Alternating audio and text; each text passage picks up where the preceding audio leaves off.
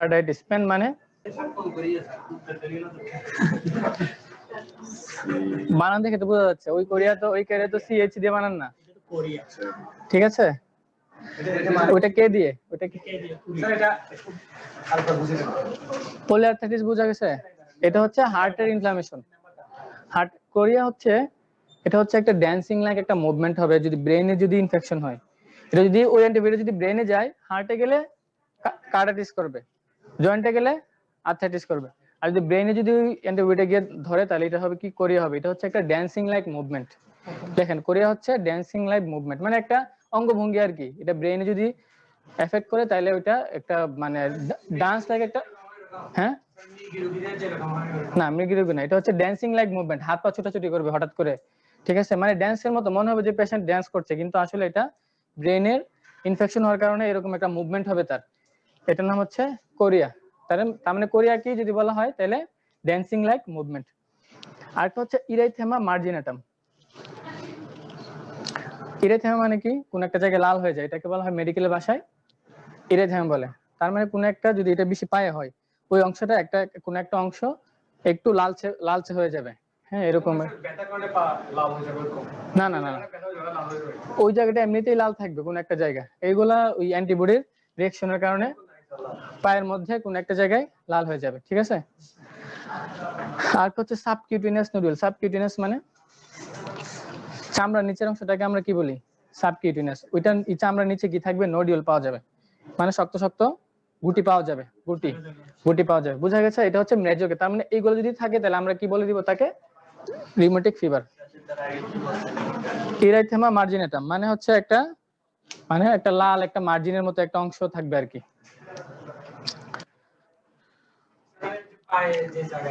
জি পায়ে হবে আরেকটা হচ্ছে মাইনর ক্রাইটেরিয়া লেখেন মাইনর ক্রাইটেরিয়া গুলো এত ইম্পর্টেন্ট না মাইনর ক্রাইটেরিয়া কি fever rest ESR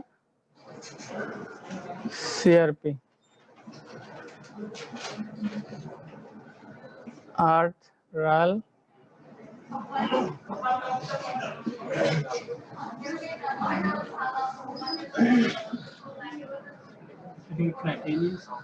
prolong PR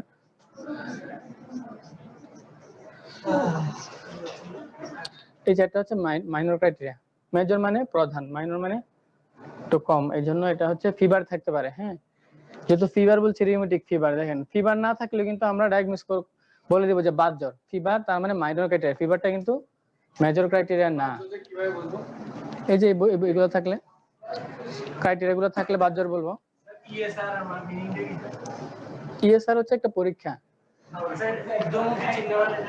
মানে বেড়ে যাবে ঊর্ধ্বমুখী চিহ্ন মানে বেড়ে যাবে একটা পরীক্ষা এটা ESR-টা ইরিথ্রোসাইট সেডিমেন্টেশন রেট বলে ওটা বেড়ে যাবে CRP দুইটা পরীক্ষা এগুলা ESR CRP দুটোটাই বেড়ে যাবে আর্থ্রালজিয়া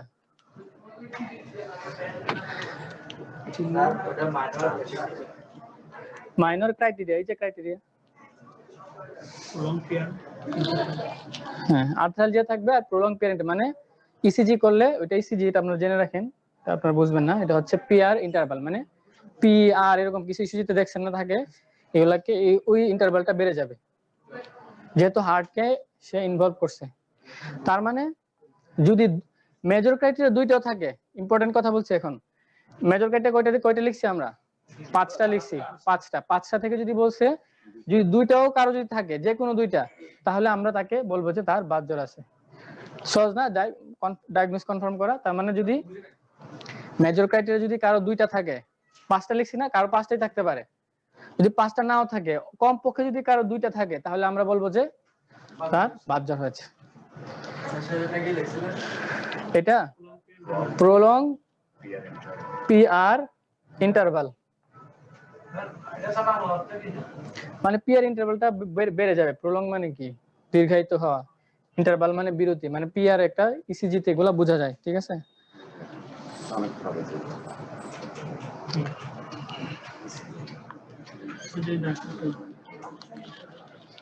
লেখা আছে আর্থালজিয়া মানে হচ্ছে joint pain. Joint pain. Arthritis আর আর্থালজিয়ার মধ্যে পার্থক্য কি? আর্থ্রাইটিস আর আর্থালজিয়ার মধ্যে কি পার্থক্য?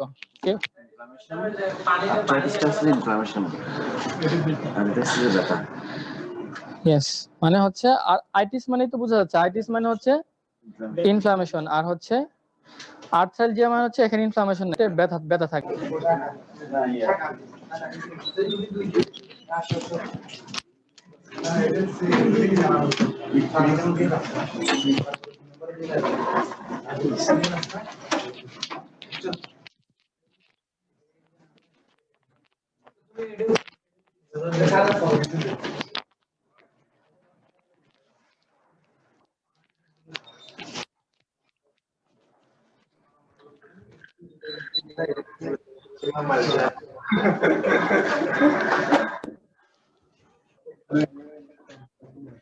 আচ্ছা, ইরেথিমা মার্জিনাটা হচ্ছে, ইরেথিমা মানে লাল হয়ে যাওয়া, স্কিনটা যদি কোনো একটা জায়গায় লাল হয়ে যায়, একটা মার্জিন থাকবে, এই জন্য হচ্ছে মার্জিনেটাম, মানে একটা মার্জিন একটা অংশ এরকম একটা লাল হয়ে যাবে, এটা হচ্ছে মার্জিনেটাম।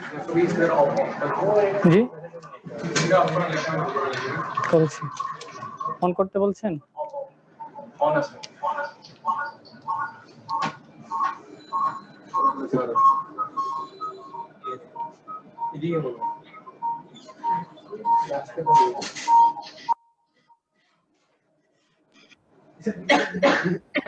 সমস্যা কোথায়? এখানে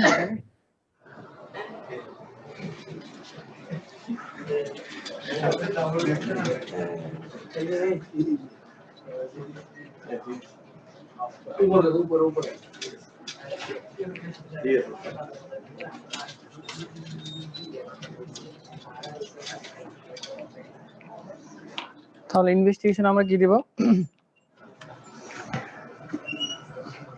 ইনভেস্টিগেশন কি দিব? এক নাম্বার কি দেব? ইএসআর। ইএসআর তো শুধু শুধু দেখা যায় না, ইএসআর নরমালি আমরা সিবিসি তে দেখি আর কি, এজন্য তাহলে ব্রড টার্মে আমরা সিবিসি টা দেখে ফেলবো, সিবিসি উইথ ইএসআর, ঠিক আছে। তারপরে সিআরপি, এগুলো বলছিলাম না আমরা বাড়তি থাকবে, তার মানে ইনভেস্টিগেশন তো ওগুলাই দেব, সিআরপি ইএসআর বাড়তি থাকবে বলছিলাম। তারপরে একটা চেস্ট এক্সরে করব, চেস্ট এক্সরে পিভিউ, আরেকটা করব ইসিজি, এসও টাইটার, নাম শুনছেন না? এসও টাইটার বেশি থাকবে, আর echo, echo cardio chest x-ray, এটাকে আমরা এমনি লিখি chest x-ray PA view, CXR PA view, echo cardiography.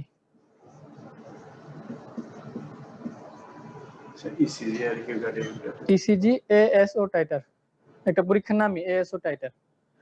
ECG এবং ইকোকার্ডিওগ্রাফির মধ্যে পার্থক্য, ইলেকট্রোকার্ডিওগ্রাম আর ইকো, ইসিজিতে শুধু আমরা বাইরে লিড লাগিয়ে দেখি, তো ইকোতে মানে এটা আরো ইয়ে পরীক্ষার কি বেসিক।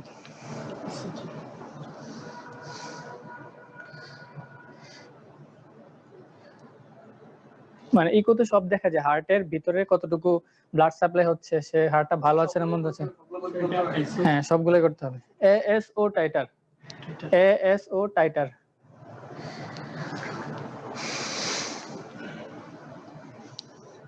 এএসও টাইটার মানে হচ্ছে অ্যান্টি স্টেপলাইজেশন অ্যান্টিবডি।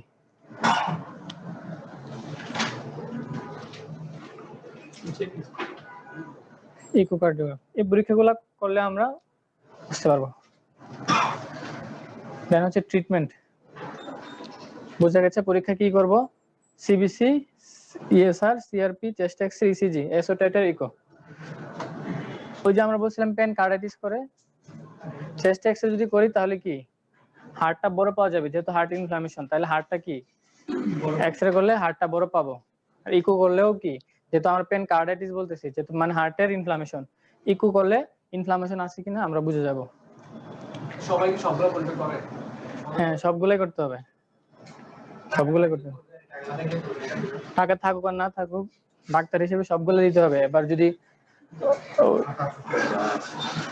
রোগী না করতে পারলে এটা তো আর আপনার দায়িত্ব, আপনি আদায় করবেন। ঠিক আছে, কে করতে না পারলো এটা তো দেখার বিষয় না।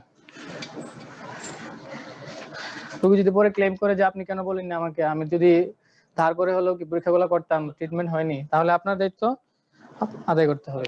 না করতে পারলে এটা ভিন্ন বিষয়। তাহলে ট্রিটমেন্ট,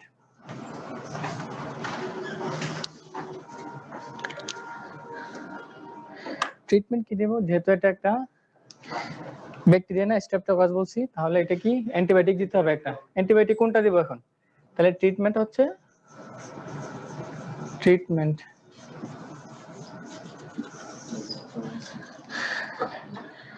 প্রথমে তাকে বেড রেস্ট দিতে হবে, বলতে হবে জেনারেল যে মেজার গুলো আছে ওগুলো আমরা বলেছি সেজন্য বেড রেস্টে থাকে। ঠিক আছে, বেড রেস্টে থাকে।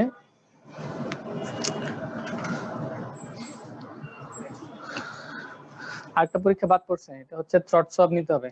বলছে স্ট্রেপ্টোককাস আছে কিনা, এজন্য গলা থেকে একটা, এটাকে বলা হয় থ্রট সোয়াব।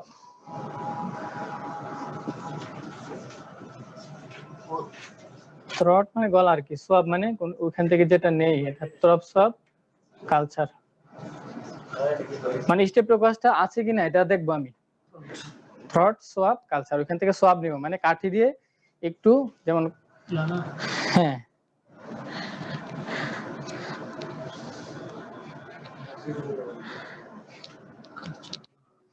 তাহলে ট্রিটমেন্ট কি দেবো? এক নম্বর হচ্ছে বেড রেস্টে থাকতে বলবো। আরেকটা হচ্ছে আমরা হচ্ছে যদি এরকম যে হয়ে গেছে রিউমেটিক ফিভার ডায়াগনোস হয়ে গেছে, তাহলে আমরা দেব ওরালি দিব ফেনক্সিমিথাইল পেনিসিলিন। হ্যাঁ, এটা একটা হচ্ছে অ্যান্টিবায়োটিক, এটা হচ্ছে পেনিসিলিন আর কি, ফেনক্সিমিথাইল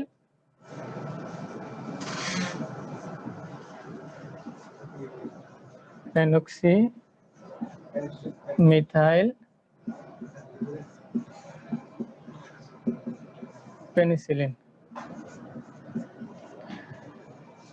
250 milligram per KG per day 6 hourly for 10 days। এক লাইনে হচ্ছে ট্রিটমেন্ট।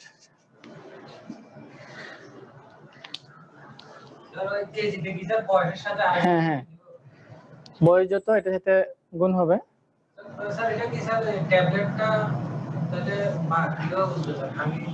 হ্যাঁ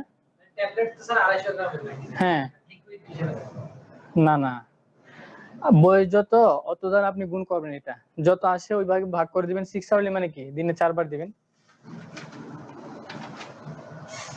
বুঝেছেন কথা? মানে 250 গ্রামই থাকবে কিন্তু 6 ঘন্টা অন্তর। হ্যাঁ, 6 ঘন্টা অন্তর অন্তর। কেজি মানে কেজি কয় কিলোগ্রাম আপনি বলেন? 250 মিলিগ্রাম পার কেজি, মানে হচ্ছে যদি কেজিতে মানে 1 কেজি হলে পার কেজিতে 250 milligram. Total sir 10 days per day নাকি total sir? Per day 6 hourly for 10 days, 10 দিন করতে হবে। 250 গ্রাম যদি পার ডে হয় তাহলে যদি ধর 600 স্যার 60 কেজি। হ্যাঁ 60 কেজি একটা বললাম, তাহলে ওটাকে একদিনে আসতেছে 625 কত? কত আসে?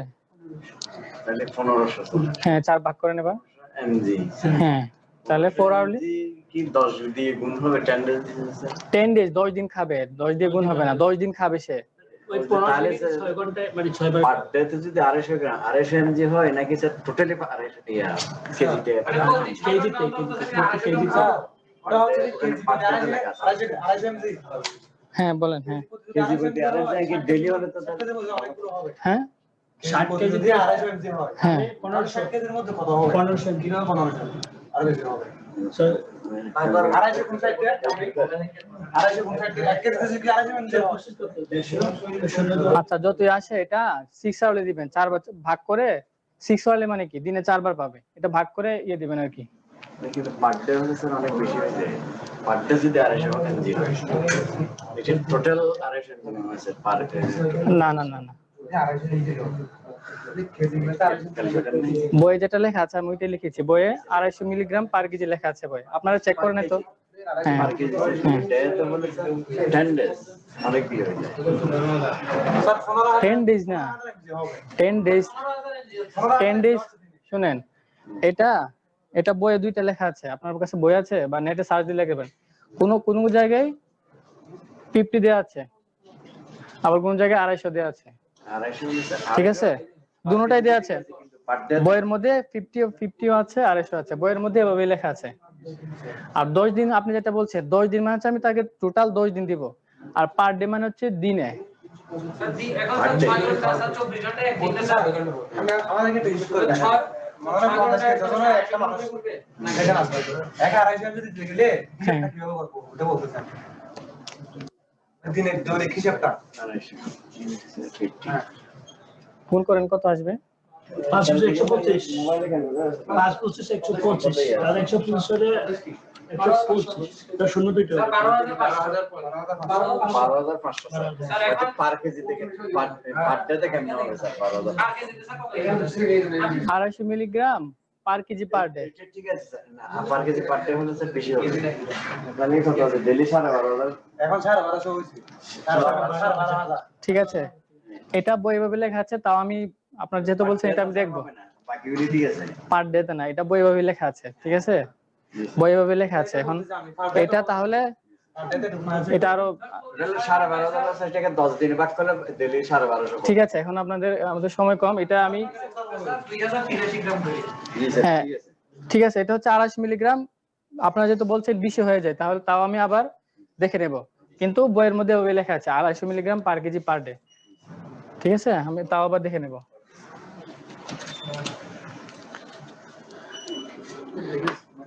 রিউমেটয়েড আর্থ্রাইটিস, এটা শেষ স্যার একটাই? হ্যাঁ শেষ, ট্রিটমেন্ট শেষ। ফিভারের জন্য জি ফিভারের জন্য আমি এটা একটা এক্সট্রা। এটা পরে যদি না যায় আরেকটা ডিবেটিং কোনটা? আর ফিভারের মধ্যে ওই সিম্পটোমেটিক ট্রিটমেন্ট, প্যারাসিটামল দিবেন, আর পেইন থাকলে একটা কি দিবেন, অ্যাসপিরিন দিবেন, ইকোস্প্রিন যেটা আমরা দিই 75 মিলিগ্রাম ইকোস্প্রিন দিনে একটা করে। আরেকটা হচ্ছে রিউমেটয়েড আর্থ্রাইটিস, একটা হচ্ছে রিউমেটয়েড ফিভার, আরেকটা হচ্ছে রিউমেটয়েড আর্থ্রাইটিস।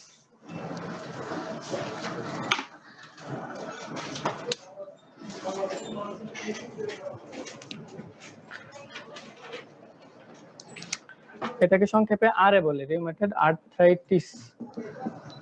দুইটা কিন্তু ভিন্ন ভিন্ন জিনিস। রিউমেটয়েড মানে হচ্ছে কোন ডিজিজ যদি বোনস হয় অথবা মাসেল অথবা জয়েন্টে যদি মানে ইনভলভ হয়, এগুলোকে আমরা রিউমেটিক ডিজিজ বলি আর কি। রিউমেটিক ফিভার, রিউমেটয়েড মানে কোন ডিজিজ, যে কোনো ডিজিজ রিউমেটয়েড বলা হয় যদি ওই ডিজিজটা মাসেলে, জয়েন্টে অথবা বোনসের মধ্যে যদি ওটা যদি এফেক্টেড হয়, তখন এগুলোকে আমরা রিউমেটয়েড বলি, এবং এগুলো বেশিরভাগই অটো ইমিউন। তার রিউমেটয়েড আর্থ্রাইটিস বোঝা যাচ্ছে, তার মানে অটো ইমিউন একটা ডিজিজ হবে। রিউমেটয়েড মানে কি? পিছনে আপনারা হাসছেন, রিউমেটয়েড মানে কি? রিউমেটয়েড মানে কি বললাম? এটা জয়েন্টে একটা পানি আসবে না এটাতে আর্থাইটিস না বলে না না, ওইটা মানে আসবে না, ওইটা পরে, একদম পরে। আগে বলেন রিউমেটয়েড মানে কি? কি বললাম? এটা হচ্ছে রিউমেটয়েড মানে হচ্ছে কোন বোনস, জয়েন্ট অথবা মাসেলে যদি কোন একটা ডিজিজ যদি ইনভলভ হয়, এগুলোকে আমরা রিউমেটিক ডিজিজ বলি।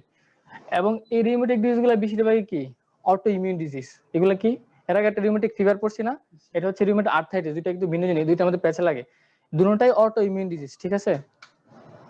এটা হচ্ছে আর্থ্রাইটিস মানে বোঝা যাচ্ছে কি হবে এটা, এটাও জয়েন্ট এটা শুধু জয়েন্ট ইনফ্লামেশন হবে। এর আগে রিউমেটিক ফিভার কিন্তু হার্টে, ব্রেনে সব জায়গায় হচ্ছে, কিন্তু এটা কিন্তু প্যাচ লাগানো যাবে না। রিউমেটয়েড আর্থ্রাইটিস মানে শুধু জয়েন্টে পেইন ডিজিজটা।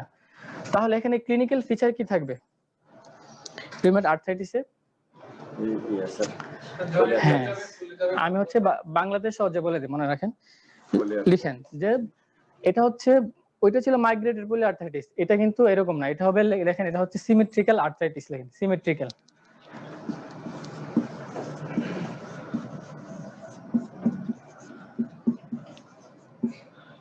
সিমেট্রিক্যাল আর্থ্রাইটিস মানে হচ্ছে, সিমেট্রিক্যাল মানে কি অর্থ কি? সিমেট্রিক্যাল মানে একই রকম, মানে দুই হাতের একই, এটা মাইগ্রেটেড হবে না, এখানেও জয়েন্ট পেন এখানেও জয়েন্ট পেন, এই জন্য এটাকে বলা হয় সিমেট্রিক্যাল আর্থ্রাইটিস। এটা কি হবে? এটা আপনার মহিলাদের বিষয়, এর আগে আমি বলেছি যে অটোইমিউন ডিজিজ গুলা মহিলাদের বেশি হয়, পুরুষের খুবই কম পাওয়া যায়। আমরা যেটা দেখি ওয়ার্ডে খুবই কম পাওয়া যায়। সিমেট্রিক্যাল আর্থ্রাইটিস গুলো ম্যাক্সিমাম ক্ষেত্রে মহিলাদের হয়, এবং এটা হচ্ছে আপনার 20 থেকে 40 বছরের মাঝখানে মহিলাদের হয়। 20 থেকে 40 বছরের মাঝখানে এই ইনফরমেশন গুলো লিখে রাখেন, কাজে লাগে। 20 থেকে 40 বছরের মধ্যে মহিলাদের এই ডিজিজটা হয়, এবং এটা হচ্ছে ছোট ছোট যে জয়েন্ট গুলো আছে বডির, এর আগে রিউমেটিক ফিভার কি বুঝছিলাম, ওইখানে কিন্তু জয়েন্টে কিন্তু ইনভলভ হয়, কিন্তু ওইটা ছিল বড় বড় জয়েন্টে বেশি ইনভলভ করে। কিন্তু এই যে রিউমেটিক আর্থ্রাইটিস যেটা, এটা সবসময় কি ছোট জয়েন্টকে বেশি ইনভলভ করবে। হাতের যে বেশিরভাগ ক্ষেত্রে হাতে হয় এই ছোট ছোট জয়েন্ট গুলা, সবগুলো হাতে, পেশেন্ট বলে যে ছোট ছোট জয়েন্টে সবগুলোতে ব্যথা, এরকম বলবে পেশেন্ট। তার মানে রিউমেটিক আর্থ্রাইটিসটা সবচেয়ে বেশি হবে কি ছোট জয়েন্টে বেশি হবে, ছোট ছোট জয়েন্টে। কিন্তু রিউমেটিক ফিভার আর্থ্রাইটিসটা বড় জয়েন্টে হবে, ঠিক আছে। এবং এটা একটা কথা বলে, এই যে সামনের যে আঙ্গুলটা আছে না, মানে প্রত্যেকটা হাতের সবচেয়ে উপরের যে জয়েন্টটা আছে না, ডিস্টাল ইন্টারফেরেঞ্জিয়াল জয়েন্ট বলে আর কি, সবচেয়ে সহজ মনে রাখেন, সবচেয়ে যে উপরের যে জয়েন্টটা, এটা কখনো ইনভলভ হয় না রিউমেটয়েড আর্থ্রাইটিস, মানে এই জয়েন্টটা কখনো ইনভলভ হয় না। যদি ইনভলভ হয় তাহলে চিন্তা করতে হবে এটা অন্য ডিজিজ, ঠিক আছে। এগুলো হচ্ছে মেইন কয়েকটা কথা। তার মানে এখানে মেইন হচ্ছে, এবং পেশেন্ট বলবে সিমেট্রিক্যাল আর্থ্রাইটিস বলবে তো, আচ্ছা আর্থ্রাইটিস বলতে পলি আর্থ্রাইটিস লিখে রাখেন, এটা আরো মোর স্পেসিফিক, পলি আর্থ্রাইটিস। এবং পেশেন্ট বলবে সকালে ঘুম থেকে ওঠার পরে অনেক বেশি ব্যথা হবে। ঘুম থেকে ওঠার পর যেহেতু একটা ইনফ্লামেশন, অনেক সময় অনেক লম্বা সময় ধরে যেহেতু রাতে ঘুমিয়ে থাকে, একটা রেস্টে থাকে, এই জন্য রেস্টে থাকলে ব্যথা বেড়ে যাবে। একটু হাঁটাচলা করলে বলবে যে তখন একটু ভালো লাগে। এটা হচ্ছে পেশেন্ট হিস্ট্রি দিবে এরকম। তাহলে পেশেন্টে কি এসে বলবে তার ছোট জয়েন্টে বেশি ব্যথা, হাতের ছোট ছোট জয়েন্ট গুলা, অথবা পায়ে হতে পারে, বড় জয়েন্টে হতে পারে, কিন্তু ছোট জয়েন্ট বেশি ইনভলভ হয়। এবং পেশেন্ট এসে বলবে যে ঘুম থেকে যখন উঠি আমি সকালে, তখন ব্যথাটা অনেক বেশি বেড়ে যায়, তখন একটু কাজকর্ম করি, হাঁটাচলা করি, তখন ব্যথা কমে যায়। এই হচ্ছে রিউমেটিক ফিভারের সাইন সিমটম, আর্থ্রাইটিসের, রিউমেটয়েড আর্থ্রাইটিসের। বুঝতে পারছেন? তার মানে সিমেট্রিক্যাল পলি আর্থ্রাইটিস। আরেকটা হচ্ছে কি থাকবে,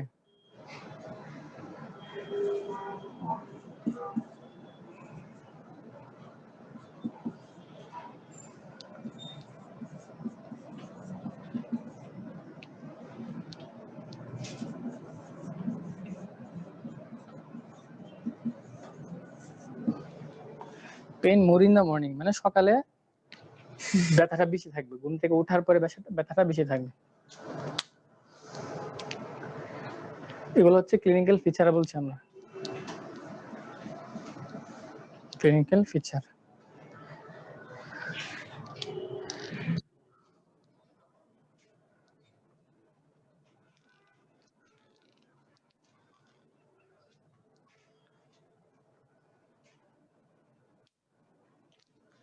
ক্লিনিক্যাল ফিচার শেষ হলো, তাহলে এখন আমরা ইনভেস্টিগেশন কি দেব। এটা কিন্তু একটা অটোইমিউন ডিজিজ, ইনভেস্টিগেশন কি দেব। ক্লিনিক্যাল ফিচার মেইনলি এই দুইটাই। একটা হচ্ছে পলিআর্থ্রাইটিস নিয়ে পেশেন্ট আসবে, তার পেশেন্ট আসবে হচ্ছে জয়েন্ট পেন নিয়ে, আর্থ্রাইটিস নিয়ে আসবে, ছোট জয়েন্ট গুলো বেশি, আর হচ্ছে বলবে সকালে বেশি। এখন তাহলে আমার পেশেন্ট এগুলো বললো, ক্লিনিক্যাল ফিচার এগুলো আমরা দেখলাম। এখন আমরা ইনভেস্টিগেশন করে কি পাবো। রিউমেটয়েড আর্থ্রাইটিস বলতে গেলে কিছু ইনভেস্টিগেশন দেয়, এগুলো থাকলে আমরা তখন তাকে রিউমেটয়েড আর্থ্রাইটিস বলবো। একটা হচ্ছে ইনভেস্টিগেশন কি দেবো, এক নম্বর হচ্ছে আর এ ফ্যাক্টর, নাম শুনছেন না আপনারা, আর এ ফ্যাক্টর, একটা পরীক্ষার নাম আর এ ফ্যাক্টর। এটা পজিটিভ থাকবে, রিউমেটয়েড আর্থ্রাইটিস হলে পজিটিভ থাকবে আর এ ফ্যাক্টর। আরেকটা হচ্ছে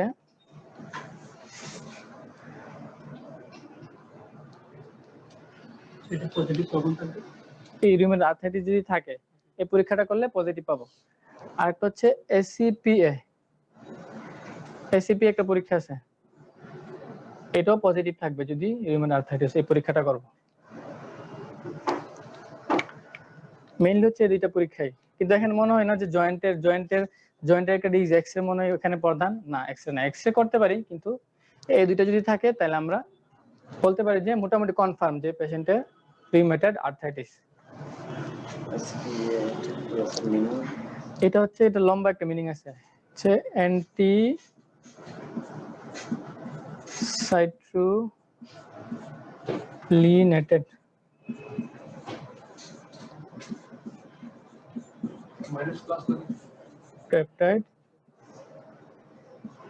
peptide antibody.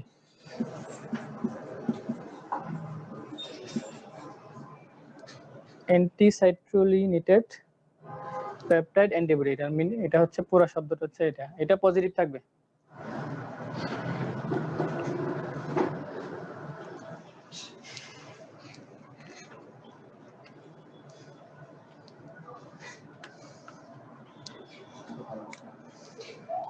It's a peptide.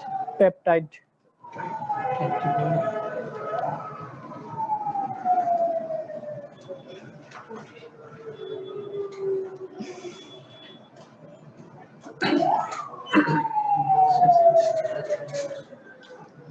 আরেকটা কি, আর এগুলো হচ্ছে মেইন না, কিন্তু এগুলা বেশিরভাগ ডিজিজের ক্ষেত্রে ওই যে বললাম ইএসআর সিআরপি গুলা বাড়তি থাকবে। ESR raised ESR and CRP.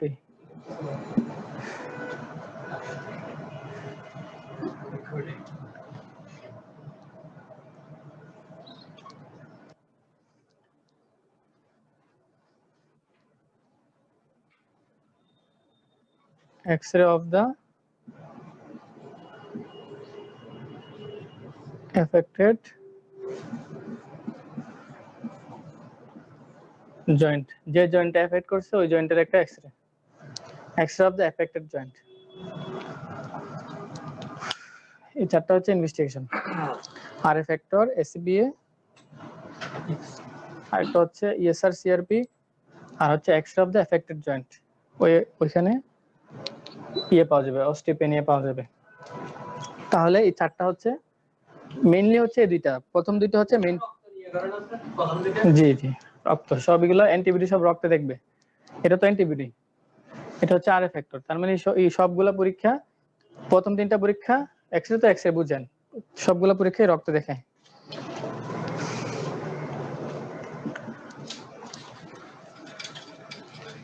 Treatment কি, ইনভেস্টিগেশন, তারপর হচ্ছে ট্রিটমেন্ট। সবসময় রাখবে জয়েন্ট যেহেতু পেইন, সবসময় অ্যানাসাইড দিতে হবে, অ্যানাসাইড যেগুলো আছে অ্যানাসাইড। তাহলে ট্রিটমেন্ট কি,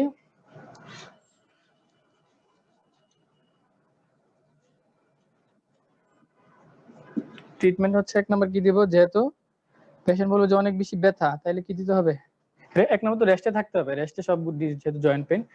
এরপরে আমরা কি দিব, একটা তাকে অ্যানাসাইড দেব।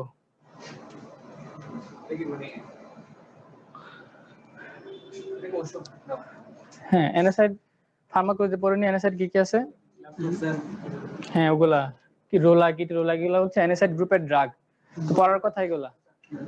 অ্যানাসাইড হ্যাঁ ওগুলো সবগুলো একসাথে বলা হয় অ্যানাসাইড। যে কোনো একটা অ্যানাসাইড আমি দিতে পারি। ইন্ডোমিথাসিনটা দেওয়া হয় আর কি, ইন্ডোমেট। ঠিক আছে, আরেকটা হচ্ছে এই ডিজিজগুলো যেহেতু অটোইমিউন ডিজিজ, তো এখানে আমরা কি দিই, মিথোট্রেক্সেট। এগুলো হচ্ছে ইমিউনোসাপ্রেসিভ ড্রাগ, মিথোট্রেক্সেট।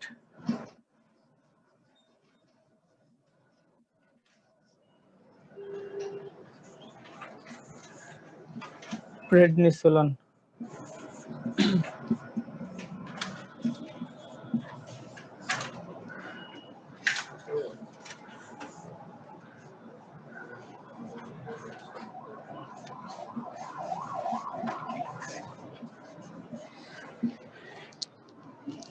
এই চারটা ড্রাগই মোটামুটি দেওয়া হয়, বেশি দেওয়া হয়। তাহলে অ্যানাসাইড দিব যে কোনো একটা, ইন্ডোমেটটা আমি চয়েস করলাম, মিথোট্রেক্স নামে পাওয়া যায় 10 মিলিগ্রাম। এটা হচ্ছে, এটাকে বলা হয় DMARD, অনেক লম্বা কথা, disease modifying anti rheumatic drugs.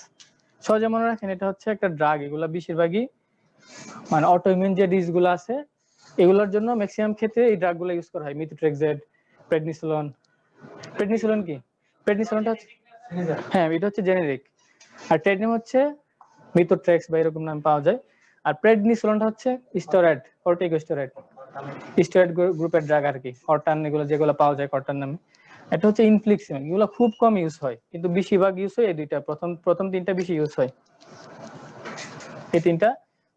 তাহলে NSAID দিলে পেশেন্টের ব্যথা কমবে, আর এগুলো হচ্ছে মানে পেশেন্টের ইমিউন সিস্টেমটাকে, যেহেতু ইমিউন বললাম, ইমিউন সিস্টেমটাকে সাপ্রেস করার জন্য আমরা এগুলো দেই, যে মিথোট্রেক্সেট, প্রেডনিসোলোন দেই।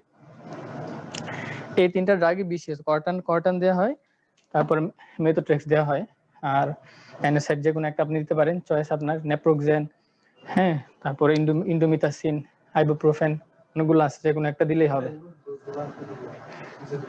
ইন্ডোমেট হচ্ছে 25 পাওয়া যায়, 75ও পাওয়া যায়। প্রথমে লো দিয়ে শুরু করব, ইন্ডোমেট 25 দিব, 101 দিব, আর মিথোট্রেক্স এটা সপ্তাহে একটা খাবে, শুধু সপ্তাহে একটা খাবে, সপ্তাহে একটা। হ্যাঁ, মিথোট্রেক্স 10, বরাবর খাবে। হ্যাঁ, ভরা পেটে খাবে সবগুলোই। স্যার আইভিতে পাওয়া যায় না? জি, আইভিতে পাওয়া যায়? আইবিতে পাওয়া যায় এটা মিথোট্রেক্স? না, ওগুলো ট্যাবলেট, হ্যাঁ ট্যাবলেট, এগুলো সব ওরাল। প্রেডনিসোলোন যা দিবা। কর্টান ওগুলা অনেক হিসাব আছে, কর্টান 5 দিয়ে শুরু করি, তারপর 10 দিয়ে শুরু করি, তারপর আস্তে আস্তে বাড়াই, হ্যাঁ এরকম আস্তে আস্তে বাড়াই। আমি দিনে কয়বার দেব? দিনে একবার দেই, 1.5টা করে দেই, অথবা একটা করে দেই, সকালে দেই, ঠিক আছে। NSAID 101 দেই, 2 বেলা দেই।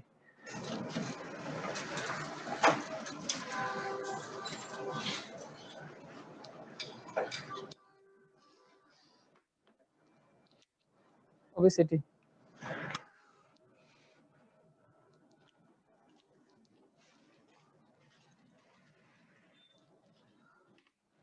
ওবেসিটি মানে কি? পিছনে যারা অবেস আছে, ওবেসিটি মানে কি বলেন তো? অবেস তো কেউ নাই এখানে।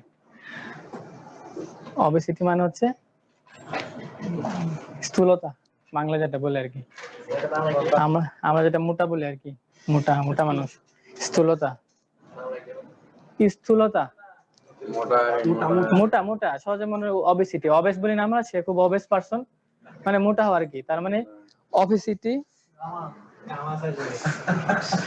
Obesity itself is a disease, মানে মোটা হওয়া এটাই একটা রোগ, মোটা হওয়াটাই কি রোগ। এজন্য চিকন মানুষের খুব বেশি ডিজিজ হয় না, কিন্তু মোটা হলেই ডিজিজ বেশি হয়। এজন্য তার মানে মোটা হওয়াটা এটাই একটা রোগের লক্ষণ।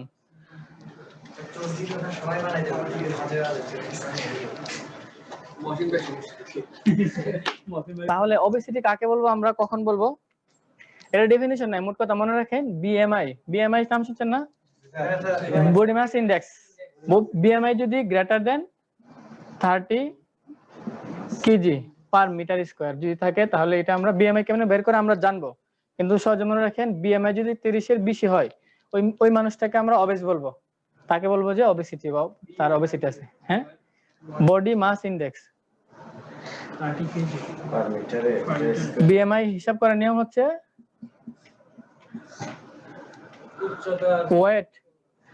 ওয়েট ইন কেজি, মানে বডির উচ্চতা কেজিতে, হাইট ইন মিটার স্কয়ার। এটা হচ্ছে বিএমআই বের করবো আমরা, তার প্রত্যেকে আমরা এখন বিএমআই বের করে ফেলতে পারবো আমাদের, ঠিক আছে। এটা আপনারা বের করবেন, এই যে এটা হচ্ছে সূত্র, প্রত্যেক ব্যক্তি তার ওজন কত আর হচ্ছে তার হাইট কত স্কয়ার করবেন, তাহলে প্রত্যেক বুঝে যাবেন যে আমার এখন আমি অবেস কিনা, বা আমারটা নরমাল আছে কিনা। তার মানে metre square, height in metre square.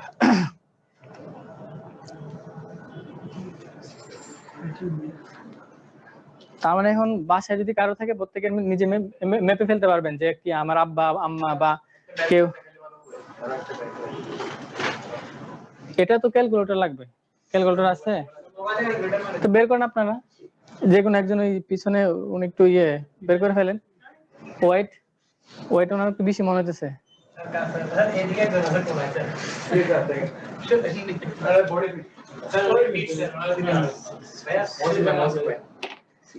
ঠিক আছে, আপনারা একজন বের করেন, আমরা দেখতে পড়ছি, তাইলে সহজ তো।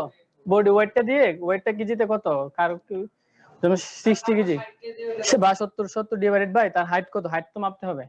ইঞ্চিকে সেন্টিমিটার নিতে হবে না? হ্যাঁ মিটার নিতে হবে, সেন্টিমিটার থেকে আবার মিটার নিতে হবে, যে মিটার স্কয়ার 70। সেন্টিমিটার। হ্যাঁ তাহলে হিসাব করেন আপনার। তাহলে এটা কি হবে এখন আমরা, হ্যাঁ স্কয়ার দিতে হবে, মিটারটা দিয়ে তারপর উপর স্কয়ার দিতে হবে পুরোটা। আমরা এখন তাহলে নরমালটা জানতে হবে না, নরমাল কত, বিএমআই নরমাল কত? নরমাল হচ্ছে সবার নরমাল যদি কেউ তাহলে 18.5 থেকে 24.9, এটা হচ্ছে নরমাল বিএমআই।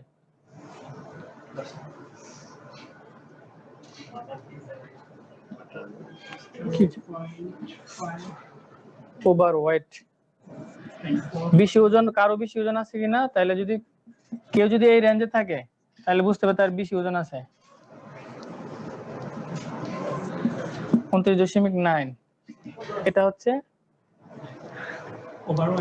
ওভারওয়েট। আর অবেজ বলবো, অবেজ হচ্ছে গ্রেটার দেন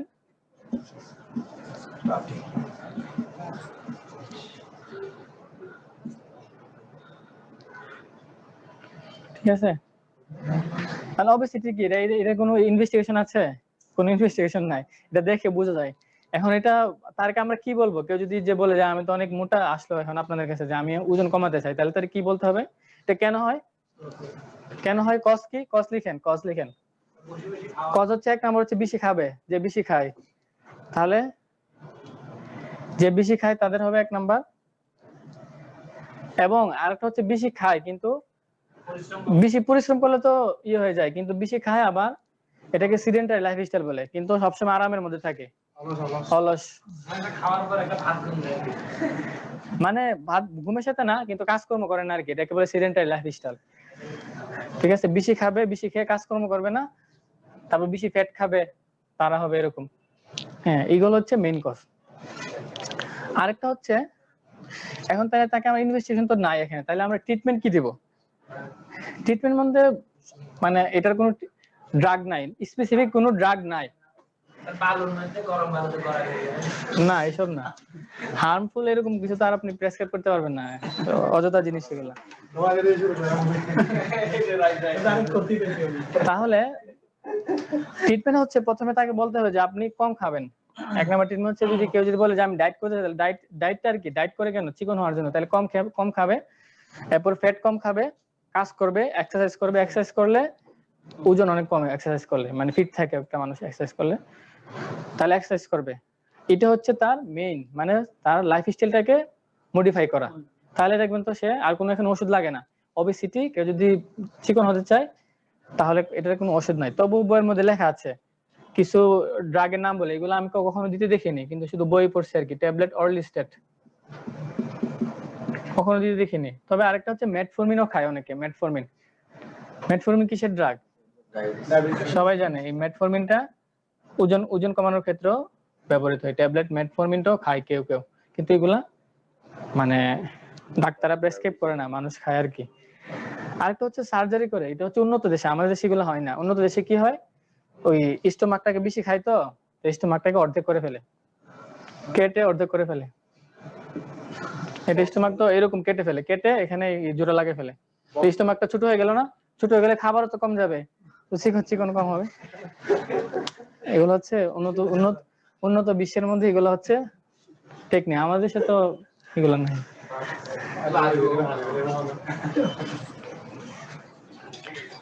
অবস্থিতি শেষ।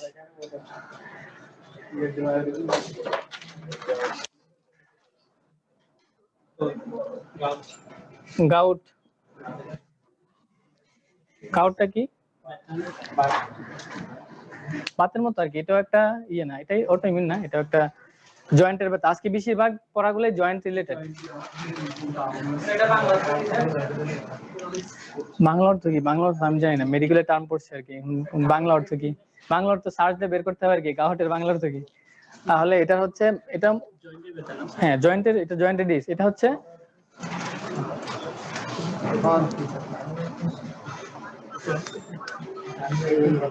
এটা একটা ডেফিনেশন আছে, লেখেন ডিপোজিশন অফ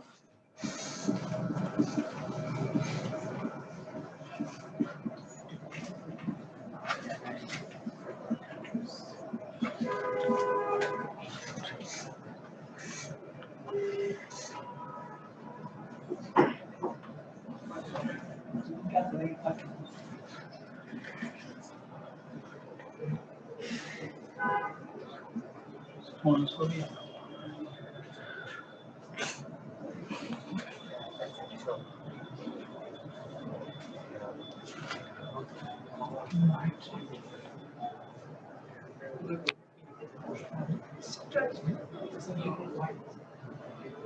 সেটা কি সি ও ওয়াই কোনটা ক্রিস্টাল CRY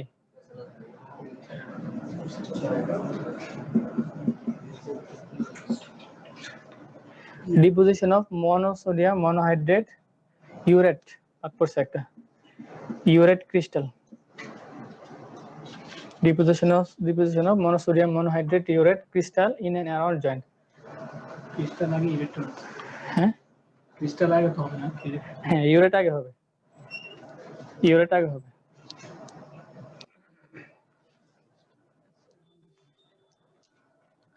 ইউরেট মানে কি?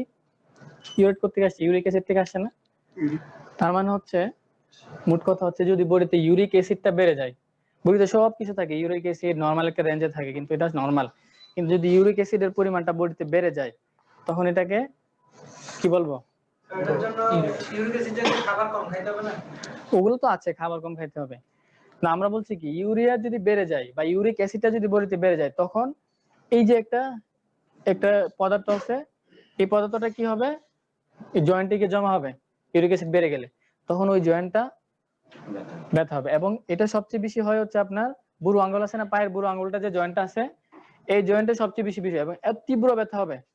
আমরা ক্লিনিক্যাল ভিতরে আসতেছি, তীব্র ব্যথা হবে এবং ব্যথাটা এত বেশি হবে মানে অনেক বেশি ব্যথা হবে, এবং ওখানে কি হবে ওই অংশটা ইনফ্লামেশন হবে, লাল হয়ে যাবে এবং অনেক বেশি টেন্ডার থাকবে, ধরাই যাবে না। এটা হচ্ছে পেশেন্ট নিয়ে আসবে, আর কিছু না। পেশেন্ট নিয়ে আসবে বেশিরভাগ এই জয়েন্টটা হয় আর কি, যে কোনো জয়েন্টে হতে পারে গাউট। তার মানে গাউট হচ্ছে কি বলবো আমরা, একটা ইউরিক অ্যাসিড যদি বডিতে বেড়ে যায়, ইউরিক অ্যাসিড বডিতে বেড়ে গেলে তাহলে ওই যে ক্রিস্টালটা, এই ক্রিস্টাল একটা পদার্থ, এটা কি কোথায় জমা হবে? কোন একটা জয়েন্টে গিয়ে জমা হবে, এবং ওই জয়েন্টে গিয়ে জমা হলে তখন ওই জয়েন্টটা তীব্র ব্যথা হবে। এটাই হচ্ছে গাউট, সহজ কথা। তাহলে ক্লিনিক্যাল ফিচার কি থাকবে? Severe pain, severe pain in affected joint, affected joint A severe pain হবে। আর কি হবে? রেডনেস। ইনফ্লামেশনের সাইনগুলো আর কি? ইনফ্লামেশনের কি কি সাইন আছে মনে আছে? প্রদাহ, প্রদাহ হলে কি কি কি সাইন দেখে আমরা বুঝবো যে জায়গাটা প্রদাহ হচ্ছে? লাল হয়ে যাবে, ওই জায়গাটা গরম হয়ে যাবে, দেখবেন তো এরকম কোন একটা জায়গা যদি কেটে কাটা ছেড়ে হয়ে যায় তাহলে ওই জায়গাটা লাল হয়ে যাবে, তারপর ওই জায়গাটা ব্যথা তো করবেই, লাল হয়ে যাবে, ওই জায়গার টেম্পারেচারটা বেড়ে যাবে। এগুলো হচ্ছে প্রদাহের সাইন বা ইনফ্লামেশনের সাইন। তাহলে এখানে এই অংশটা লাল হয়ে যাবে। আর সাইন যদি আমরা পরীক্ষা করতে চাই তাহলে পেশেন্ট ধরতে দিবে না, সিভিয়ার পেইন থাকবে। এটাকে বলে টেন্ডারনেস। পেইন আর টেন্ডারনেসের মধ্যে কি কি পার্থক্য?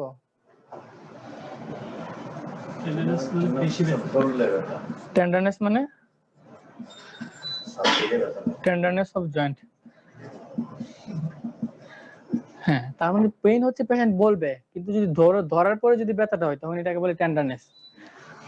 একটা হচ্ছে ব্যথা হচ্ছে কিন্তু আমি ধরলাম, ধরার পরে যদি ব্যথা লাগে এটাকে বলবো tenderness of the joint, of affected joint. এটা ক্লিনিক্যাল ফিচার। ইনভেস্টিগেশন কি বোঝা যাচ্ছে? পিছনে কথা নাকি মাথার উপর দিয়ে যাচ্ছে সব? গাউটটা কি বোঝা যাচ্ছে পিছনে? বুঝতে পারছেন আপনারা? গাউট হচ্ছে যদি বডিতে ইউরিক অ্যাসিডটা বেড়ে যায়, বেড়ে গেলে ওই যে আমরা লিখলাম মনোসোডিয়াম, এটা একটা ক্রিস্টাল, এই টার্মটা মনে রাখতে হবে। যদি টার্মটা বড়, ওই ক্রিস্টালটা গিয়ে কোথায় হবে? ক্রিস্টালটা মানে একটা পদার্থ আর কি, এটা কোনো একটা জয়েন্টে গিয়ে জমা হবে। জয়েন্টে যদি জমা হয় তাহলে সিভিয়ার পেইন হবে, জয়েন্টে রেডনেস থাকবে, টেন্ডারনেস থাকবে, এটাই গাউট। তাহলে কজ তো আমরা পড়ি না, ইউরিক অ্যাসিডটা কেন বাড়ছে? কোশ্চেন আসে না ইউরিক অ্যাসিডটা কেন বাড়ছে? ইউরিক অ্যাসিডটা বাড়ে এক নম্বর হচ্ছে, প্রধান একটা হচ্ছে যে যদি ইউরিয়া যে খাবারগুলোতে বেশি আছে এই খাবারগুলো যদি বেশি খায়, যেমন অনেক সময় এরকম বলে যে পেশেন্ট দাওয়াত খেয়ে আসার পরে কোথাও গেছে, দাওয়াত খেতে গেছে, ওখানে ভালো বেশি বেশি করে খাওয়া দাওয়া করার পরে এই জয়েন্টে পেন শুরু হয়। তার মানে ইউরিয়া সমৃদ্ধ খাবার যদি সে বেশি খায়, ইউরিক অ্যাসিড, যেমন রেড মিট, না ওগুলো না, রেড মিট, গরুর মাংস, ঠিক আছে, আর রেড মিট, এটা একটা কজ, এটা কিন্তু মেইন কজ না, এটা একটা কজ। আরেকটা হচ্ছে বেশিরভাগ কজ হচ্ছে যদি ইউরিক অ্যাসিডটা নরমালি কি হয় আমাদের বডিতে প্রস্রাব দিয়ে বের হয়ে যায়, তার যদি প্রস্রাব দিয়ে কখন বের হবে না, তাহলে রেনাল ফেলিওর হলে, রেনাল ফেলিওর হলে কি কিডনি কি ভালো আছে? কিডনি তো ভালো নাই, তাহলে কিডনি কি করবে? ইউরিক অ্যাসিডটা কি বের করতে পারতেছে না, তখন বডিতে ইউরিক অ্যাসিডটা জমে যাবে। এটা হচ্ছে রেনাল ফেলিওরে বেশি হয়। আর যদি রিঅ্যাবজর্পশন বেশি হয়, হ্যাঁ এগুলো হচ্ছে কজ, আমরা কজ পড়ছি। রিঅ্যাবজর্পশন বেশি, যদি কিডনিতে যদি বেশি বেশি রিঅ্যাবজর্পশন হয়। আরেকটা হচ্ছে কিছু ড্রাগ আছে যেমন ডায়োরেটিক্স, কেউ যদি বেশি যে ফ্রুসেমাইড দেখছেন এগুলা ফোলার জন্য যে দেয়, ফ্রুসেমাইড, স্পাইরোলেকটোন, স্পাইরোকার্ড, এগুলা তো মানে এর জন্য দেয়া যাবে না, লম্বা সময় ধরে দেয়া যাবে না। তো ডায়োরেটিক্স গুলা যেগুলো বেশি খায়, যেমন ওই যে কি আছে ডায়োরেটিক্স, কি আছে লেসিক্স আছে না, নাম শুনছেন এগুলা, ফ্রুসেমাইড, লেসিক্স, ফুসিড, লেসিক্স, এগুলো হচ্ছে ডায়োরেটিক্স। তার মানে ডায়োরেটিক্স যদি কেউ লম্বা সময় ধরে খায় তারও কি গাউট হওয়ার সম্ভাবনা আছে। ডায়োরেটিক্স, অ্যাসপিরিন, অ্যাসপিরিন খেলেও কি সম্ভাবনা আছে। অ্যাসপিরিন কেন খায়? হার্টের রোগীরা দেখবেন অ্যাসপিরিন খায় সবসময়, ইকোস্প্রিন। তো যদি অনেক দিন লম্বা সময় ধরে খায় তাহলে গাউট হওয়ার সম্ভাবনা থাকবে। এগুলো হচ্ছে কজ, মেইন কজ।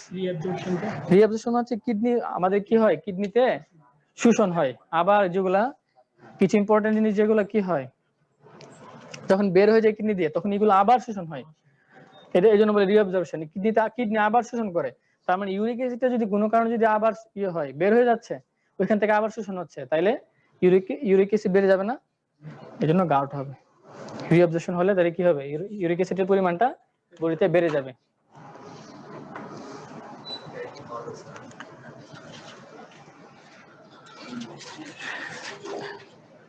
ইনভেস্টিগেশন কি করব? সিরাম ইউরিক অ্যাসিড করব, যাতে সব ইউরিক অ্যাসিডকে নিয়ে সবকিছু, তাহলে ইনভেস্টিগেশন কি করব? ইউরিক অ্যাসিড না দেখলে কি আমি বুঝবো ইউরিক অ্যাসিড বাড়ছে নাকি কমছে? তাহলে ইউরিক অ্যাসিডটা দেখবো, সিরাম ইউরিক অ্যাসিড দেখবো।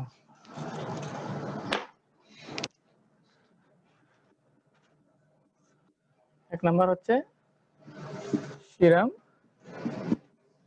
ইউরিক অ্যাসিড, 2 নাম্বার হ্যাঁ আরএফটি লেখেন, renal function test, renal function test. আরটা কি করব? জয়েন্টটা অনেক বেশি ব্যথা হয়, ফলে ওই জয়েন্ট থেকে পানি নিয়ে পরীক্ষা করব।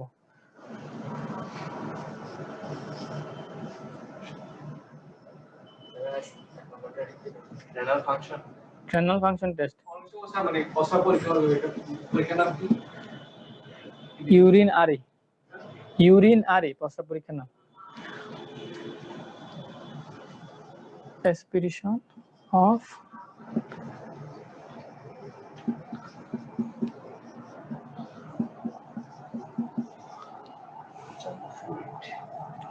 জয়েন্ট ফ্লুইড অ্যাসপিরেশন করলে কি পাওয়া যাবে? কি রে, কারো বুদ্ধি নাই? জয়েন্ট ফ্লুইড থেকে অ্যাসপিরেশন নিয়ে করলে পরীক্ষা হলে কি পাওয়া যাবে? ইউরিক অ্যাসিড না, ইউরিক অ্যাসিড রক্তে পাওয়া যাবে, কিন্তু জয়েন্ট ফ্লুইডের মধ্যে কি থাকবে? জীবাণু না। কি বলছিলাম, মনোসোডিয়াম হাইড্রেটটা জমা হবে না, তাহলে ওইটা পাওয়া যাবে না, সহজ কথা, ওইটা পাওয়া যাবে, ওই ক্রিস্টালটা পাওয়া যাবে। শেষ, এই দিনটাই পরীক্ষা। কোনটা? সিরাম, এস মানে সিরাম, সংক্ষেপ আমরা এস লিখি, সিরামের পরীক্ষা করি। সিরাম ইউরিক অ্যাসিড না, এখানে রেনাল ফাংশন টেস্টের মধ্যে সবগুলো চলে আসবে। রেনাল ফাংশন টেস্ট মানে সব, এখানে সব চলে আসবে, ইউরিনারি, পুরো কিডনি সবকিছু চলে আসবে। যদি আমরা শুধু সিরাম ক্রিয়েটিন লাগতাম তাহলে শুধু একটা সিঙ্গেল করে দিলাম, কিন্তু আরএফটি মানে এখানে আমরা সব, এখানে সব আসবে।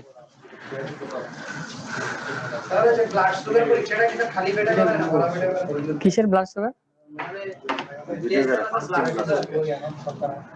ব্লাড সুগার টেস্ট কিসের জন্য? পরীক্ষাটা কিসের জন্য? কিসের? ওইটা কি টেস্টের নাম দেখতে হবে তো, টেস্টের নাম কি? না ব্লাড সুগার তো লিখবে না, লিখবে fasting blood sugar FBS and 2 hours after, এটা লিখছে কিনা? ব্লাড সুগার তো কোনো ডাক্তার লিখবে না, লিখলে এটা লিখবে ফাস্টিং ব্লাড সুগার মানে ডায়াবেটিস পরীক্ষা, যে কোনো অপারেশনের আগে ডায়াবেটিস পরীক্ষা, এটা তো রুটিন টেস্ট, সবাইকে করাইতে হয়। সকালে ফাস্টিং মানে খালি পেটে, আর 2 hours after মানে খাওয়ার 2 ঘন্টা পরে, ভরা পেটে না, একটা চিনি খাওয়াবে 75 গ্রাম চিনি খাওয়ানোর পরে পানির সাথে গুলিয়ে খাওয়াবে, এটার 2 ঘন্টা পরে পরীক্ষাটা করবে। শিরাম হচ্ছে রক্তের কয়টা অংশ, এগুলো আপনাকে এখন প্যাথোলজি পড়তে হবে। রক্তের ভাগ কয়টা, কি কি আছে? এই যে শিরামটা হচ্ছে ওই প্লাজমার অংশ আর কি, রক্তরসের অংশ, রক্ত না, এটা রক্তরসের অংশ। তাহলে ট্রিটমেন্ট কি?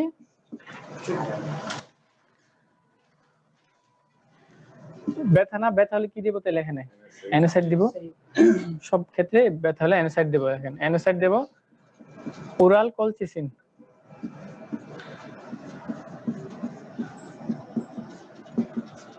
ওরাল কলচিসিন একটা ড্রাগ পাওয়া যায়, এই ড্রাগটা দেব। Oral colchicine. আরেকটা কি পাওয়া যায়, একটা এলোপরিনল, এগুলো দিই আমরা, এলোপরিনল। এগুলো ইউরিক অ্যাসিডকে কমাই দেয়, বুঝছেন? কথা বোঝা যাচ্ছে? মেইন তো হচ্ছে ইউরিক অ্যাসিড বেড়ে যাচ্ছে, এই ড্রাগগুলো কি করবে? কমাই দিবে। ইউরিক অ্যাসিডের পরিমাণ, এলোপরিনলটা কমাই দিবে। ওগুলো ট্যাবলেট স্যার ওরাল করতে দিলে হ্যাঁ, ওরাল মানে সব ট্যাবলেট। ডোজ হচ্ছে পেশেন্টের ইয়ে অনুযায়ী, ওরাল কলচিসিন নামে পাওয়া যায়। পেশেন্টের সিভিয়ারিটি অনুযায়ী অনেক সময় ডোজ ঠিক করতে হয়।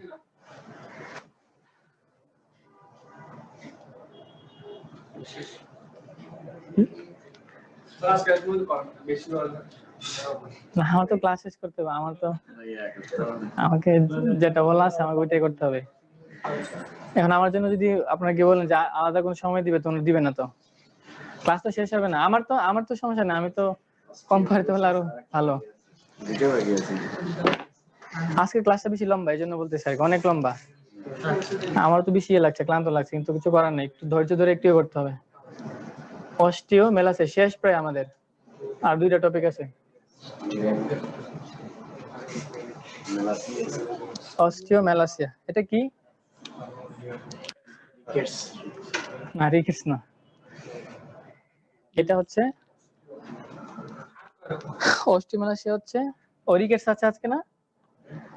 রিকেটস আছে আজকে। রিকেটস কি? পুষ্টি হওয়া যেটা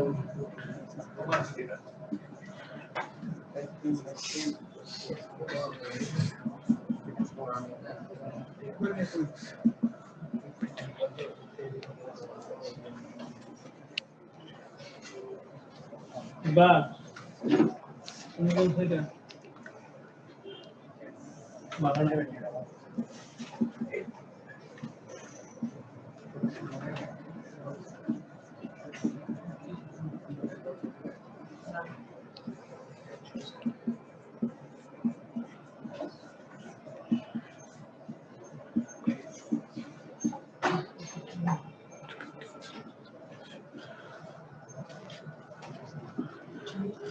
সহজ কথা, রিকেটস অস্টিওমেলাসিয়া হচ্ছে সহজ কথা। এটা হচ্ছে ডেফিনিশনটা আগে লিখেন, তারপর আমি বলছি।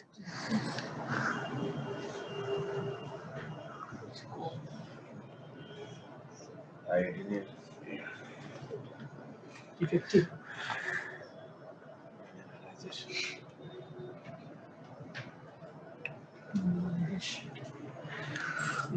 মানে হচ্ছে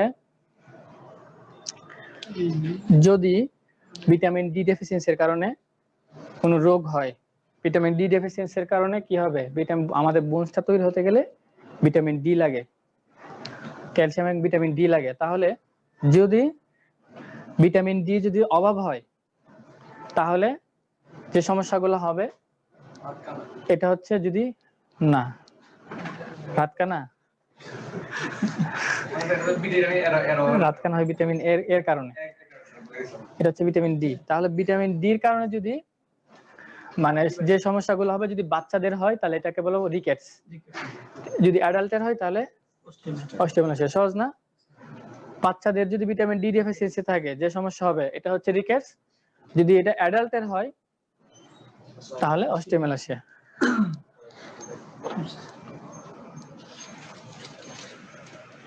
সাইন সিম্পটম কি?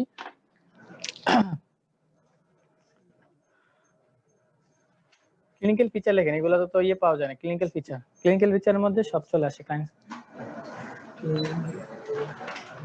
ক্লিনিক্যাল ফিচার কি পাওয়া যাবে? 1 নাম্বার রেস্টলেস থাকবে বাচ্চাটা, রিকেটস এর কথা বলছি এখন। Restless, irritable,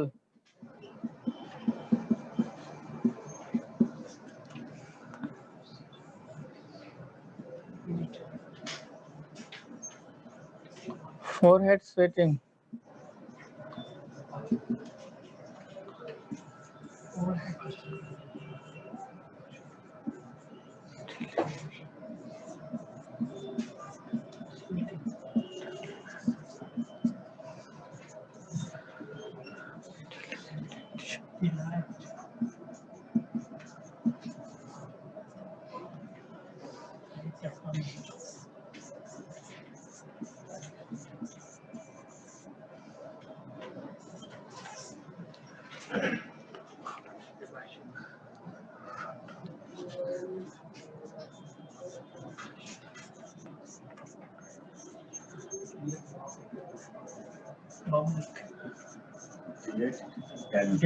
condition,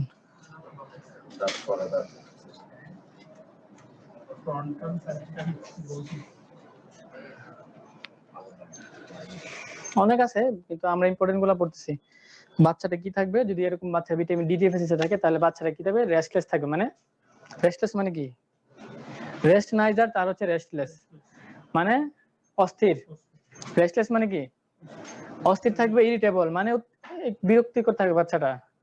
forehead sweating, কপালে ঘাম হবে। ডিলেড ডেভেলপমেন্ট মানে সে তার কি ডেভেলপমেন্টের বডি ডেভেলপমেন্ট দিতে হবে। ডিলেড, এটা মানে হচ্ছে ডিলেড আর কি। আমি আরেকবার লিখে নি, ডিলেড ডেন্টিশন মানে দাঁত দেরিতে উঠবে। বাউলেক্স মানে অনেক সময় দেখবেন তো পা গুলা এরকম বাঁকা হয়ে যায়, এগুলাকে বলা হয় বাউলেক্স। পা গুলা এরকম হয়ে যায় ভিটামিন যেহেতু রিকেটস এরকম হয়ে যায়। হ্যাঁ, একটা হচ্ছে ফ্রন্টাল এন্ড প্যারাটাল বসিং মানে এগুলো একটু ফোলা ফোলা থাকবে। বসিং মানে একটু উঁচু উঁচু থাকবে। ফ্রন্টাল বোন কোনটা? সামনের কপালের বোনটাকে বলা হয় ফ্রন্টাল বোন। প্যারাটাল মানে পাশের গুলা। তাহলে এগুলো একটু, হ্যাঁ। আরেকটা কি? Delayed development. ডিলেড ডেভেলপমেন্ট মানে তার শরীরের যে গঠন, তাহলে এগুলা দেরিতে হবে। রেস্টলেস, ইরিটেবল, অস্থির থাকবে এবং একটু ইরিটেট থাকবে। আমরা বলি না আর ইরিটেট করতেছ কেন, আরেকজনকে বিরক্ত করতেছ কেন? কি হচ্ছে শরীরের গঠন? গঠন দেরিতে হবে আর কি, বাচ্চাটার দেরিতে ডেভেলপমেন্ট হবে আর কি। ফোরহেড সোয়েটিং বাংলা কি? ফোরহেড মানে কপাল, কপাল। ডিলেট মানে ডিলেট, দেরিতে। আরেকটা হচ্ছে কি? Delayed closure of anterior fontanelle. ছোট বাচ্চাদের কিন্তু মাথায় একটু গর্ত থাকে না, এগুলো ফন্টানেলি বলে আর কি। এগুলা 2 বছরের দিক দিয়ে এগুলা আপনা আপনি বন্ধ হয়ে যায়। কিন্তু এই বাচ্চাগুলো কি হবে? ওগুলা সহজে বন্ধ হবে না। এগুলা দেখে আমরা বুঝবো যে পেশেন্টের vitamin D deficiency.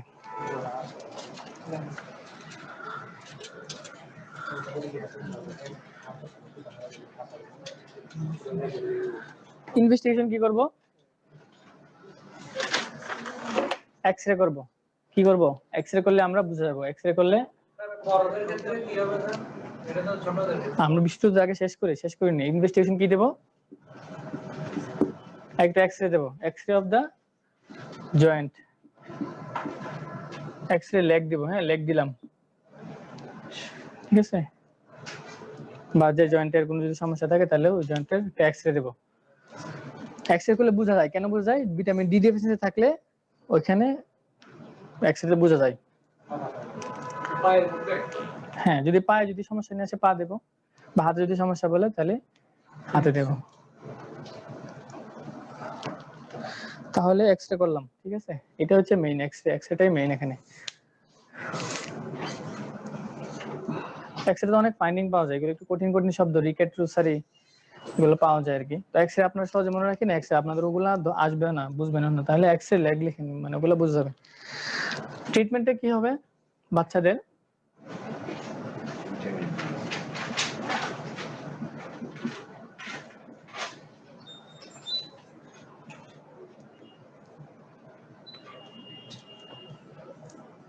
Calcium and vitamin D supplementation.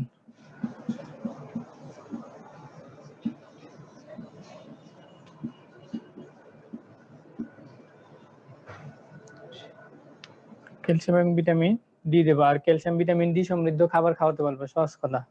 দুধ খাবে, মিল্কের মধ্যে ভিটামিন ডি থাকে, ক্যালসিয়াম থাকে, ভিটামিন ক্যালসিয়ামটা থাকে, তো ওগুলা খাওয়াতে বলবো মাদারকে। আর সাপ্লিমেন্ট দিতে হবে। ভিটামিন বি কমপ্লেক্স খাওয়া যাবে, ভিটামিন খেতে কোনো অসুবিধা নেই, কোনো কন্ট্রাইন্ডিকেশন নাই, কিন্তু বেশি খেলে আবার হাইপার ভিটামিনস একটা টার্ম আছে, বেশি হোক বেশি ভালো না, শুধু শুধু দরকার নাই খাওয়া, তাও খাই তাহলে তো সমস্যা হবে। এখন অ্যাডাল্টের কি হবে? অ্যাডাল্টের হচ্ছে শুধু অ্যাডাল্টের সহজ, অ্যাডাল্টের হচ্ছে পেশেন্ট বলবে যে পেশেন্টের মাংসে ব্যথা হয়, পুরা বডিতে ব্যথা এরকম বলবে, muscle pain and bone pain বলবে। কি থাকবে clinical feature? Muscle pain and bone pain, মানে মাংসে ব্যথা, শরীরে ব্যথা, বলবে যে হাড্ডিতে ব্যথা লাগে। অনেক সময় কি হবে, কি লিখতেছি আমি, muscle pain and bone pen.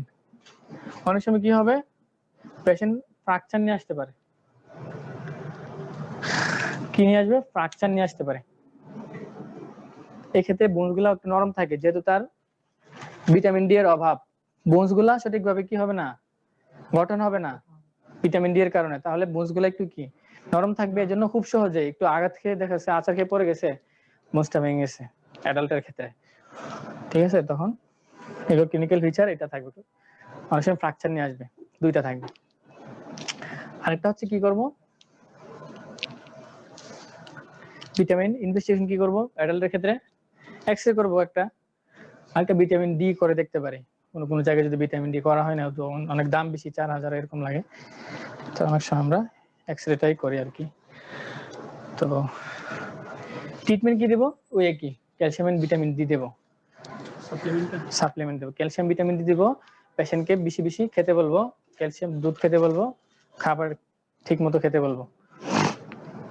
Last topic কি আছে? আর লাস্ট টপিক, আজকে এত টপিক দিছে, লাস্ট টপিক কি আছে? অস্টিওপোরোসিস।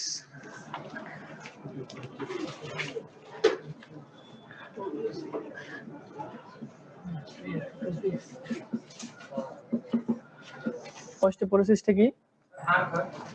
হ্যাঁ, হাড় ক্ষয়। তাহলে এটা কি বলবো, এটা আমরা কি লিখবো? এটা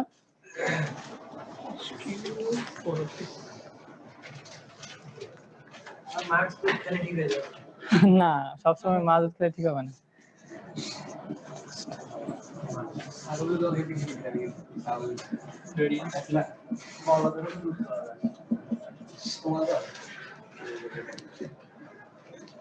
Reduced bone density.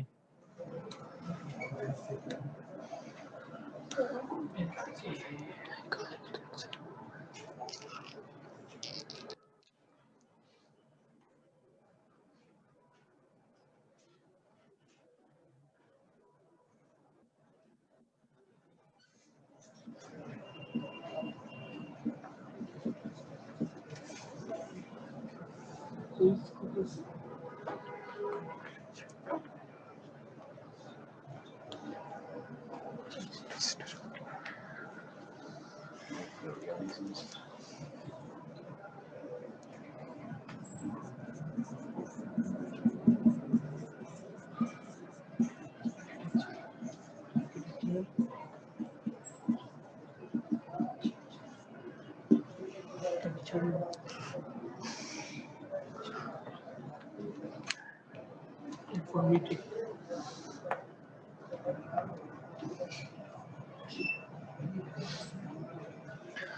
তার মানে বোন ডেনসিটিটা কমে যাবে। বোন ডেনসিটিটা কমে যাবে মানে হচ্ছে কি, বোনসটা থাকবে কি একটু ব্রিটল থাকে। ব্রিটল মানে বাংলা কি, ব্রিটলের বাংলা হ্যাঁ, ব্রিটল থাকবে, ব্রিটল এন্ড পোরাস থাকবে। বোনসটা কি থাকবে, পোরাস। পোরাস মানে সহজেই ভঙ্গুর, ভঙ্গুর। ব্রিটলটা হচ্ছে ভঙ্গুর, পোরাস মানে ছিদ্রায়িত থাকবে। ব্রিটল মানে ভঙ্গুর। হ্যাঁ, ব্রিটল মানে ভঙ্গুর, পোরাস মানে ছিদ্রায়িত। তাহলে ক্লিনিক্যাল ফিচার হচ্ছে ব্রিটল থাকবে, ওইটা না ক্লিনিক্যাল ফিচার না, এটা আমরা এমনি বলছি। ক্লিনিক্যাল ফিচার হচ্ছে এখানে বলছে ক্লিনিক্যাল ফিচারের ক্ষেত্রে বেশিরভাগই অ্যাসিম্পটোমেটিক থাকে। যখন দেখা যাচ্ছে পেশেন্ট মানে কোনো কারণে ভেঙে গেছে হাড়, এই ক্ষেত্রে অনেক পেশেন্ট গুলো মানে খুব বেশি মানে রিস্কে থাকে, বোন ফ্র্যাকচার হওয়ার খুব বেশি রিস্কে থাকে। অল্পতেই কি হয়ে যায়, ভেঙে যায়। যদি অল্পতে এরকম ভাঙা নিয়ে আসে তখন ডায়াগনোস হয় যে তার অস্টিওপোরোসিস। বোনস গুলা খুবই কি থাকে, রিস্কে থাকে, ফ্র্যাকচার হওয়ার জন্য খুব বেশি রিস্কে থাকে যেহেতু হাড় ক্ষয়। এটা কাদের হয় বেশি, post menopausal women. Post menopause মানে হ্যাঁ, হোয়াট ইজ মেনোপজ? মেনোপজ মানে কি বলেন, কেউ জানেন না? এগুলো পড়ছেন তো আপনারা, মানে গাইনিতে পড়ছেন এগুলো? এখন হয়নি।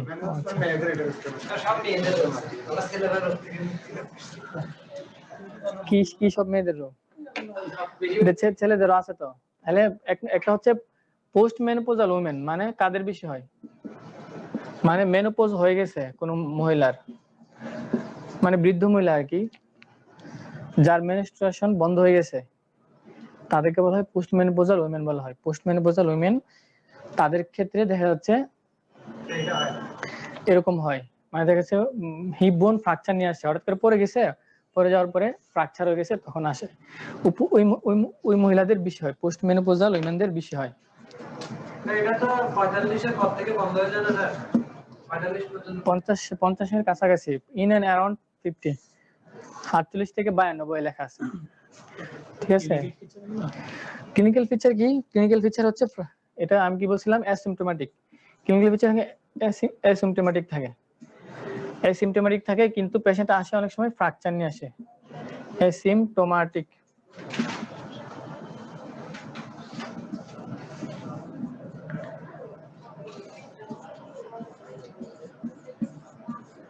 present with fracture, fracture bone।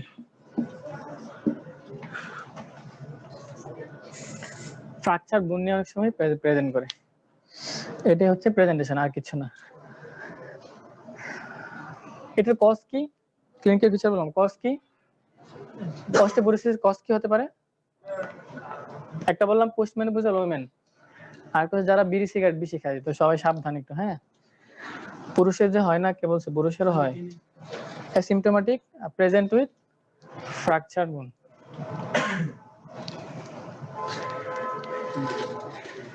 তাহলে কি কি হবে, আরেকটা কি বললাম, এটা তো গেলাম মহিলাদের, আরেকটা হচ্ছে যারা সিগারেট খাবে, স্মোকার্স।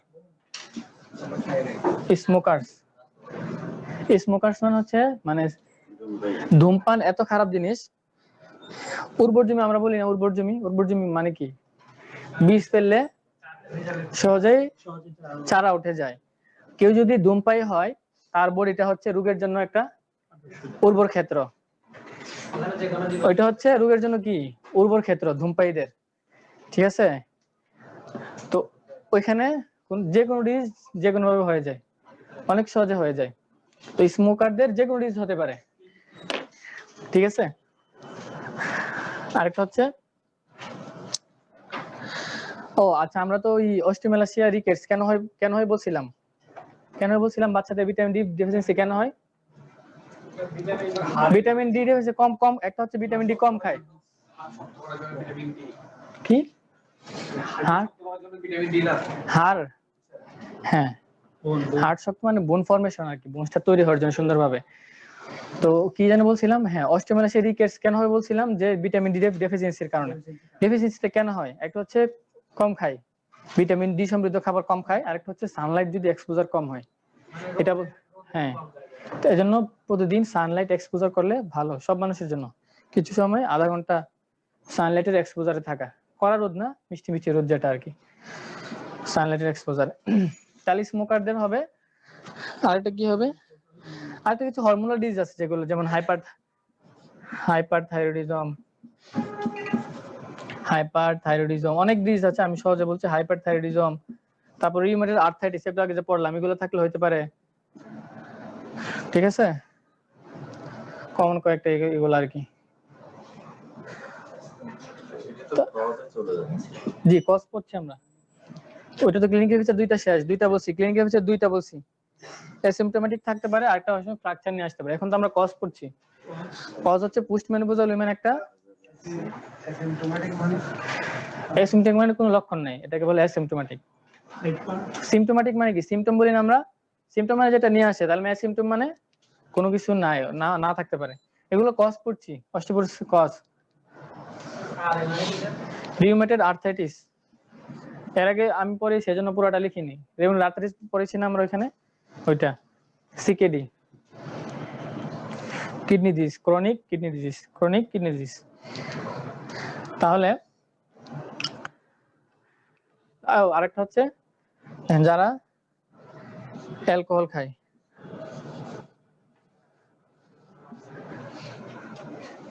অ্যালকোহলিক পার্সনদের ওগুলো বেশি হবে। মানে স্মোকার, অ্যালকোহল, এগুলা মানে খেয়ে মানে একটা না একটা পর্যায়ে আপনার রোগ হবেই, ধরে রাখেন। একটা না একটা স্মোকারদের এখন তো খায়, জন বয়সে তো রোগ হয় না সচরাচর, কিন্তু বুড়া বয়সে আমরা দেখি কি পরিমাণ কষ্ট পাই পেশেন্ট গুলো, স্মোকার পেশেন্ট গুলো। সিপিডি রোগ বলে আমরা, সিপিডি নাম শুনছেন মনে হয়, সিপিডি অ্যাজমা। তো সিপিডির পেশেন্ট গুলা কি পরিমাণ কষ্ট থাকে, এগুলা ওয়ার্ডে না গেলে বোঝা যাবে না। তো একটা পর্যায়ে এসে বৃদ্ধ বয়সে যদি বেঁচে থাকে তাহলে হবেই, লাংসের শ্বাসকষ্ট হবেই। আরেকটা হচ্ছে, আর যদি ওই পর্যন্ত বয়স না যায়, তাহলে দেখা যাচ্ছে ওই পেশেন্ট গুলা হার্ট অ্যাটাকে মারা যায়, স্মোকার গুলা। ঠিক আছে,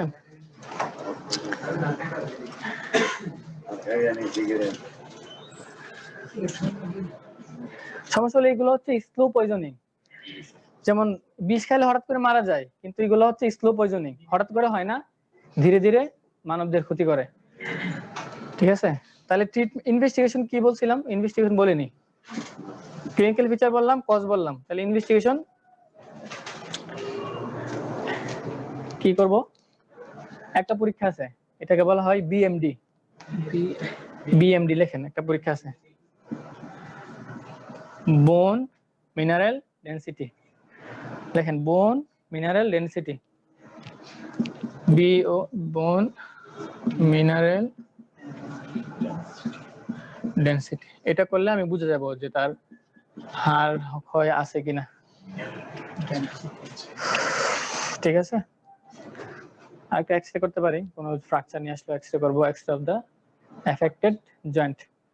ঠিক আছে, শেষ। আরেকটা হচ্ছে ট্রিটমেন্ট কি,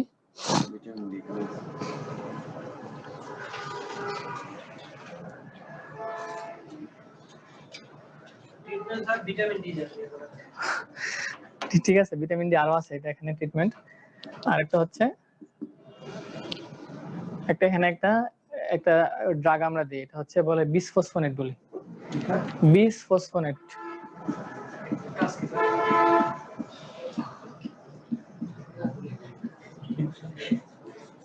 একটা ড্রাগ, বিসফসফোনেট ড্রাগ। ঠিক আছে, এই ড্রাগটা কি করে, এগুলো অনেক কঠিন কথা আমি বলতে চাই না আর কি। এটা হচ্ছে অস্টিওক্লাস্টিক, আমাদের অস্টিওক্লাস্টিক মানে ওই হাড় থেকে ক্যালসিয়ামটা যাতে না বের হয়, সহজ কথা, এটা বাধা দেয়। এটা হচ্ছে লেয়ার না, ওইটা বাধা দেয় আর কি, মানে ক্যালসিয়ামটাকে বের হতে বাধা দেয়। আরেকটা হচ্ছে আমরা ওই যেটা দেবো ক্যালসিয়াম ভিটামিন ডি দেবো, ক্যালসিয়াম ভিটামিন ডি সাপ্লিমেন্টেশন।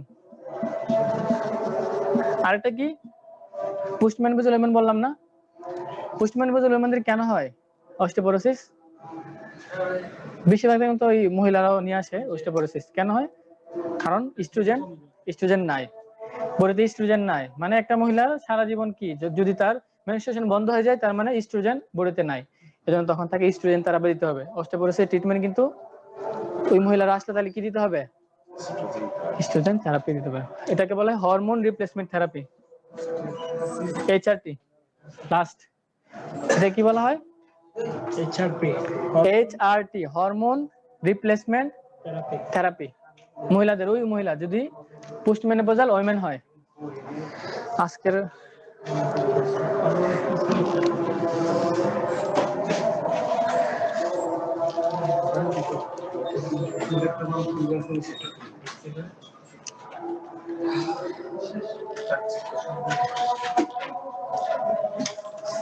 আরেকটা লাস্ট যে আমাদের একটা ট্রিটমেন্ট নিয়ে একটু ইয়ে হয়েছিল, ওইটা আমি এটা 50ও লেখা আছে 250ও লেখা আছে, এটা আমি আরো ভালো করে এখানে জানাবো। ঠিক আছে, HRT hormone replacement therapy. Hormone দিতে হবে, মোট কথা হরমোন রিপ্লেস করতে হবে, ইস্ট্রোজেন দিতে হবে ওই মহিলাদেরকে। প্রধানত হরমোনটা কি? ইস্ট্রোজেন।